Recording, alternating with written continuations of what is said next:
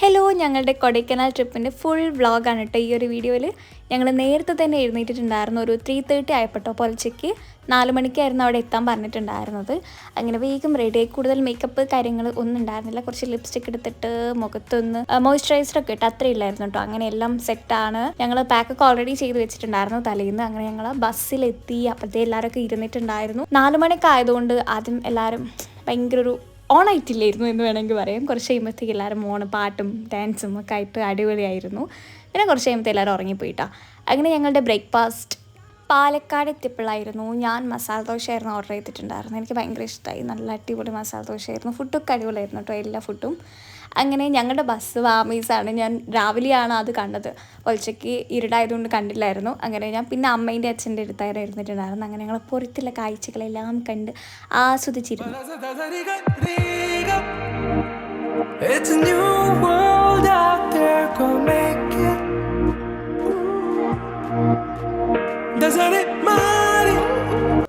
പുതിയൊരു ലോകം, ഇളം തെന്നൽ മൂളുന്ന ഗാനം.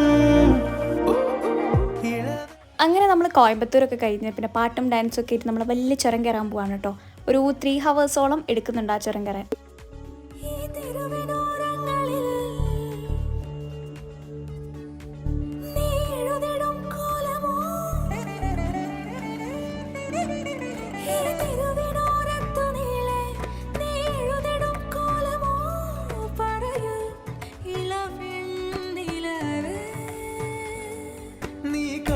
ാടുന്ന നേരം ആ പരിമളം മന്ദമെൻ ഹൃദയം തഴുകി അഴകേ സമയമേ നീ ഒഴുകി നീങ്ങാതിവിടെ മതിവരെ നിന്നു തരൂ.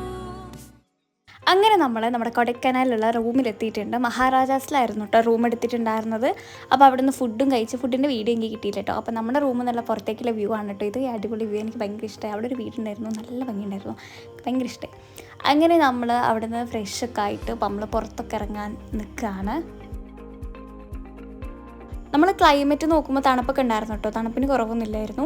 അങ്ങനെ നമ്മൾ ഡ്രസ്സൊക്കെ മാറി ജസ്റ്റ് ഒന്ന് മോയ്സ്ചറൈസറും അതിൻ്റെ മേലെ കുറച്ച് പൗഡറൊക്കെ ഇട്ട് കൊടുക്കുന്നുണ്ട്, കുറച്ച് ലിപ്സ്റ്റിക്കൊക്കെ ഇട്ട് നമ്മളങ്ങനെ റെഡിയായി അവിടുത്തെ പുറത്തേക്കൊക്കെ ഇറങ്ങാനിട്ട്. ഇന്ന് പ്രത്യേകിച്ച് വലിയ കറക്കങ്ങളും കാര്യങ്ങളൊന്നും ഉണ്ടായിരുന്നില്ല. അതിൻ്റെ താഴത്തന്നെ ഒരു ലേക്ക് ഉണ്ടായിരുന്നു. അപ്പോൾ അവിടെ പോവുക, പിന്നെ സ്ട്രീറ്റ് ഉണ്ട്. അപ്പോൾ അവിടേക്ക് ഒന്ന് നടന്ന് വരാമെന്നുള്ള രീതിയിൽ ഞങ്ങൾ ഇറങ്ങിട്ടോ. നമ്മളുടെ റൂമിൽ നിന്ന് ഏകദേശം ഒരു 5 മിനിറ്റ് നടക്കാൻ ഈ ലേക്കിലേക്കുള്ളായിരുന്നു കേട്ടോ. അങ്ങനെ അവിടെ കണ്ട പീടികളിലൊക്കെ കയറി നിറങ്ങിയിട്ടൊക്കെയാണ് പോകുന്നത്. ഞങ്ങൾ ചോക്ലേറ്റ് മേടിച്ചിട്ടുണ്ടായിരുന്നു. ആ ചോക്ലേറ്റിനുള്ള അട്ടിയാണ് കേട്ടോ അവിടെ കാണുന്നത്. ചോക്ലേറ്റ് അടിപൊളിയായിരുന്നു, നട്ട്സും കാര്യങ്ങളൊക്കെ ഉള്ള അടിപൊളി ടേസ്റ്റുള്ള സാധനം.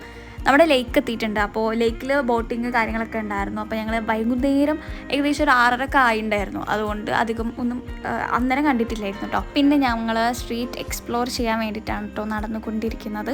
ഈ സൈക്കിൾ കണ്ടോ, ഞാൻ ഇവിടെ നിന്നാണ് ആദ്യമായിട്ട് കാണുന്നത്. 2 പേരെ ചവിട്ടുന്നത് എനിക്ക് ഭയങ്കര ഇഷ്ടമായി കേട്ടോ. അങ്ങനെ നമ്മൾ സ്ട്രീറ്റിലെത്തിയിട്ടുണ്ട്. എന്തൊക്കെ സാധനങ്ങൾ അവിടെ ഉണ്ടായിരുന്നു. ഷോപ്പിൽ ചോക്ലേറ്റ് ആണ് കേട്ടോ മെയിൻ. പിന്നെ ബാഗ്, ചെരുപ്പ്, കണ്ണട, ഡ്രസ്സ്, പിന്നെ ഗെയിംസ് കളിക്കുന്ന സ്ഥലം കാര്യങ്ങൾ എന്തൊക്കെ ഉണ്ടായിരുന്നു. അതൊക്കെ നോക്കുകയും പർച്ചേസ് ചെയ്യേണ്ടവരെ പർച്ചേസ് ചെയ്യുകയും ഒക്കെ ഞങ്ങൾ ചെയ്തു.